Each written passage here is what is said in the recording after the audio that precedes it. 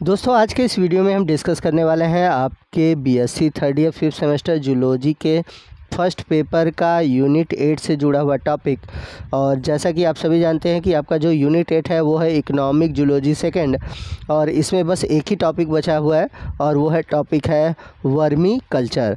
तो इससे पहले मैंने सेरीकल्चर, एपी कल्चर और लैग कल्चर इनसे जुड़े हुए वीडियो अपलोड कर रखे हैं। अगर आपने वो वीडियो नहीं देखा है तो उस वीडियो का लिंक मैंने ऊपर आई बटन में और नीचे डिस्क्रिप्शन बॉक्स में दे रखा है। इस लिंक पर क्लिक करके आप इन सभी वीडियो को देख सकते हैं। तो आज के इस वीडियो में हम वर्मी कल्चर से जुड़े हुए टॉपिक को डिटेल से डिस्कस करेंगे। तो वीडियो बड़ा ही इंपॉर्टेंट है क्योंकि इस टॉपिक से रिलेटेड आपके एग्ज़ाम में क्वेश्चन पूछे जाते हैं। तो वीडियो को आप ध्यान से देखिएगा, पूरा देखिएगा, वीडियो को कहीं भी स्किप मत कीजिएगा। तो आइए आज के वीडियो की शुरुआत करते हैं। तो अगर हम बात करें वर्मी कल्चर की, तो वर्मी कल्चर दो वर्ड्स मिलकर बना है, वर्मीज़ और कल्चर। तो वर्मीज़ का अर्थ है वॉर्म्स और कल्चर का मतलब होता है ग्रोथ, यानी कि द साइंस ऑफ कल्चरिंग और rearing earthworm to increase their number rapidly. It is the science of cultivating them is called vermiculture और प्रमोशन ऑफ अर्थवर्म, यानी कि एक ऐसा विज्ञान जिसमें कि हम केचुए का कल्चरिंग करते हैं, यानी कि उसे एक तरह से पालते हैं, या फिर कह सकते हैं रेयरिंग का मतलब होता है पालन पोषण, और जिससे कि जो अर्थवर्म है उसकी संख्या बहुत तेज़ी से बढ़े। तो सिंपल वे में कह सकते हैं कि अर्थवर्म को कल्चर करना, उसकी संख्या बढ़ाना ही कहलाता है वर्मी कल्चर, या फिर इसी को हम कह सकते हैं कल्चर ऑफ अर्थवर्म्स। यदि हम इसे सिंपल वे में समझे तो इसे एक तरीके से और भी डिफ़ाइन किया जा सकता है कि vermi culture means artificial rearing. कहने का मतलब है कि जैसा कि हम सभी जानते हैं कि केचुए तो ऐसे ही मिट्टी में पाए जाते हैं, लेकिन जब ह्यूमन इंटरफेयर करके जब हम अर्थवर्म के नंबर को बहुत तेज़ी से बढ़ाते हैं, तो अर्थवर्म के नंबर को बढ़ाने के लिए जो टेक्नोलॉजी यूज़ होती है या जिस हम साइंस का यूज़ करते हैं उसी को हम बोलते हैं वर्मी कल्चर या फिर कल्चर ऑफ अर्थवर्म। अब वर्मी कल्चर से जुड़ा हुआ एक टर्म है वो है वर्मी कंपोस्ट। अब वर्मी कंपोस्ट क्या होता है इसको समझते हैं।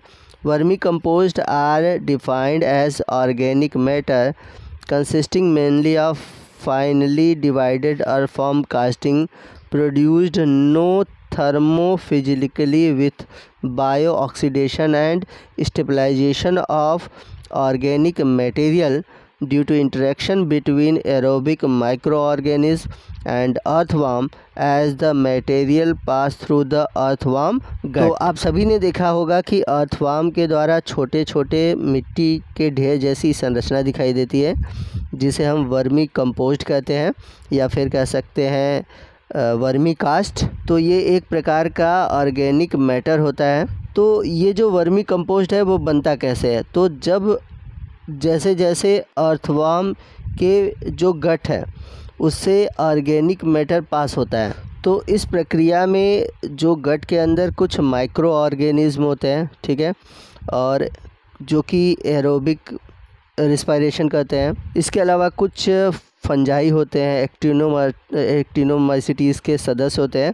तो वो क्या करते हैं कि इस ऑर्गेनिक कंपाउंड का ऑक्सीडेशन करते हैं, बायो ऑक्सीडेशन करते हैं, जिससे कि फॉर्मेशन होता है वर्मी कंपोस्ट का। तो वर्मी कंपोस्ट का जो फॉर्मेशन होता है वो वर्मी कंपोस्टिंग के थ्रू होता है, जो कि एक एरोबिक प्रोसेस है, जो कि वर्म के डाइजेस्टिव जो ट्रैक है उसके बीच में होता है, जिसमें कि जो सॉइल होता है वो ट्रांसफॉर्म होता है या फिर कह सकते हैं मॉडिफाइड हो जाता है, जिसे हम कहते हैं वो कास्टिंग हो रहा है, और यही कहलाता है वर्मी कंपोस्ट। तो एक तरह से ये जो वर्मी कंपोस्ट है या फिर वर्मी कास्ट है, ये जो होता है ये बहुत ही रिच होता है ह्यूमस, यानी कि इसमें बहुत अधिक मात्रा में एक तरह से पोषक पदार्थ पाए जाते हैं जो कि पौधों के लिए बहुत ही ज़रूरी होते हैं। आइए नेक्स्ट हम बात करते हैं कि वर्मी कल्चर के लिए हम अर्थवर्म के कौन कौन से स्पीसीज़ का यूज़ करते हैं और क्यों करते हैं।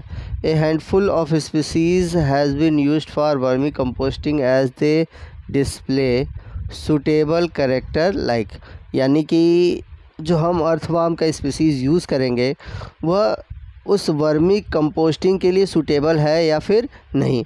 तो उसके लिए उसमें कुछ कैरेक्टर चाहिए। अब ये कौन कौन से कैरेक्टर चाहिए, आइए हम पहले इसको समझते हैं। तो सबसे पहला है कि वाइड रेंज ऑफ टॉलरेंस होना चाहिए, यानी कि ये जो है हर कंडीशन में टॉलरेट कर पाए, यानी कि ऐसा अर्थवर्म का स्पीसीज़ हो कि इन्वायरमेंटल अगर कंडीशन चेंज हो तो वह उसमें सरवाइव कर पाए।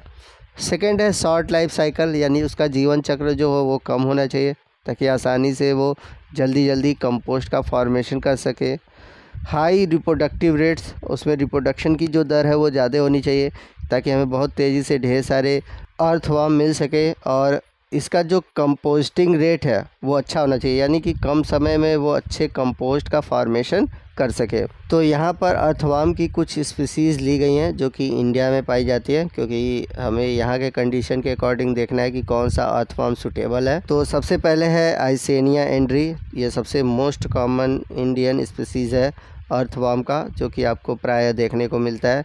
फिर इसके बाद है आइसेनिया फिटिडा, इसे रेड स्ट्रिप्ड वर्म के नाम से जाना जाता है। तो इसका मेन रीज़न होता है कि इसके बॉडी पर आपको रेड कलर के स्ट्रिप्ड दिखाई देंगे।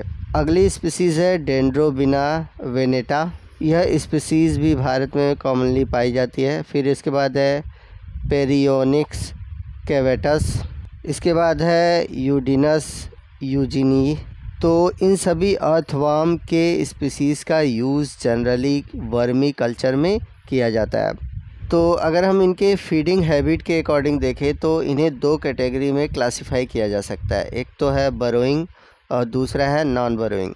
तो बरोइंग मतलब कि ऐसे अर्थवर्म की स्पीसीज़ जो कि मिट्टी में गहरे वर्टिकल बरो बनाते हैं, यानी कि सुरंग बनाते हैं, तो वो बरोइंग होते हैं, जो कि जिनकी साइज़ जो होती है बरो की वो 20 से 30 सेंटीमीटर लंबी होती है और ये इसमें रहते हैं और बहुत लंबे समय तक रहते हैं। लगभग इनका जो लाइफ स्पान होता है वो 15 ईयर तक होता है।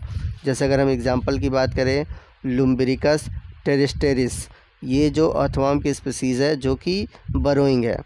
इसके अलावा है नॉन बरोइंग, जो कि सुरंग नहीं बनाते और जनरली ये सॉइल के अपर सरफेस पे ही पाए जाते हैं। ये लगभग 10 से 15 सेंटीमीटर लंबे जो अंदर गड्ढे या कह सकते हैं सुरंग टाइप के होते हैं, सुरंग नहीं होते, जस्ट ऊपर लेयर बना के रहते हैं और यहाँ पर ये लगभग 28 मंथ तक रहते हैं। और इसमें क्या कहते हैं कि ये फीड करते हैं जो ऑर्गेनिक मटेरियल है या फिर जो प्लांट है या जो भी ख़राब चीज़ें हैं जो वो डाइजेस्ट कर सकते हैं। तो जो नॉन बरोइंग अर्थवर्म होते हैं इन्हीं का यूज़ हम करते हैं वर्मी कल्चर में। तो इसके कुछ एग्जांपल है आइसेनिया फिटिडा, आइसेनिया एंड्री।